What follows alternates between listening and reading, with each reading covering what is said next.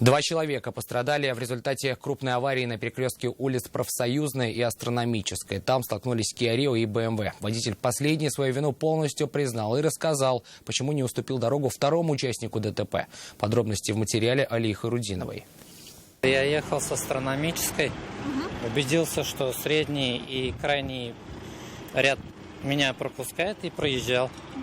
И почувствовал удар вот такой вот. Как отметил водитель Kia Rio, он ехал по улице Астрономическая по главной дороге. Доехав до перекрестка, сбавил скорость. Таксист решил убедиться, все ли автомобили со второстепенной дороги его пропускают. Как оказалось, не все. Корейскую иномарку протаранил BMW, после чего Kia развернула на 180 градусов. Предполагаемый виновник происшествия отрицать ничего не стал. Я не заметил машину, потому что был не очень внимателен, поэтому произошло все так вот все. От удара в салоне немецкого автомобиля сработали подушки безопасности. Только от травм они все же не уберегли. Госпитализация потребовалась двум пассажиркам BMW. У них еще две девушки были, их забрали в больницу. Обе девушки в возрасте 20-28 лет получили ушиб мягких тканей лица. Виновным же аварии автоинспекторы ожидаемо признали водителя BMW.